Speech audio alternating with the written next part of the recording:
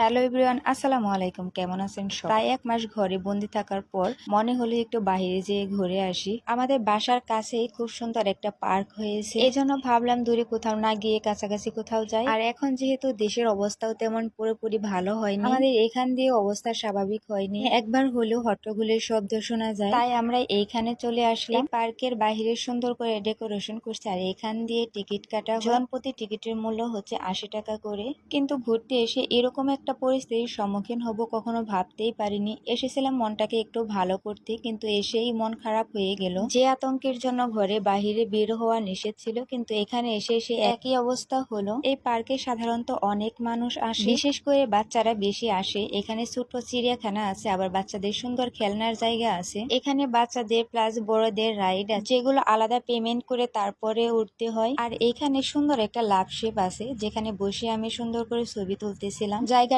অনেক বেশি সুন্দর, একদম মনোরম পরিবেশ। গ্রাম প্লাস শহরের মধ্যে এই পার্কটা অবস্থিত। এখানে অনেক বড় একটা সুইমিং পুল প্লাস ঝর্ণা আছে। এই পার্কে অনেক কলেজ এবং স্কুল থেকে এখানে বনভোজন করতেও আসে। এই পার্কে কিন্তু সুন্দর একটা চিড়িয়াখানাও আছে। আমি হরিণ গুলাকে ডাক দিতেছিলাম, কিন্তু ওরা কোনোভাবেই আমার কথা শুনতেছিল না। অপর পাশে দেখি বড় একটা হরিণ এদিকে চলে আসছে, আর হরিণটা দেখতেও কিন্তু মাশাআল্লাহ অনেক সুন্দর। এদিকে কবুতর গুলো ঝগড়া করতেছিল, কে আগে বসবে কে বসবে না, ঠিক আমার ছোট বোনের। লাস্ট মুহূর্তে একটা কবুতর নিচে যেতে বাধ্য হলো। এদিকে একটা ময়ূর আমার সাথে সাথে হারছিল। এখানে কিন্তু কয়েকটা ময়ূর আছে। আসলে এরা সবসময় মানুষ দেখে অভ্যস্ত, এজন্য মানুষের সাথে ফ্রেন্ডলি বিহেভ করে। আর এখানে যে সুইমিং পুলটা ছিল সেটাও শুকিয়ে গিয়েছে, পানি নেই কোনো। আর আমি দোলনায় বসে বসে দোল খাচ্ছিলাম। আর এখানে ছোট বাচ্চাদের একটা সুইমিং পুল আছে, যেখানে একটা খেলনাও আছে। এই পিচ্ছিল দেওয়া খেলনাগুলো আমার অনেক ভালো লাগে। আমি যখন ছোট ছিলাম তখন আমি নদীতে এরকম ভাবে পিচ্ছিল দিতাম। আসলে ছোট কালটা আমি অনেক বেশি এনজয় করছি। আর এখন যখনই কোথাও বাচ্চাদের খেলনা দেখি, নিজের মধ্যে একটা বাচ্চামি ভাব চলে আসে। এখন বলি, এখানে এসে কিভাবে খারাপ পরিস্থিতির সম্মুখীন হলাম।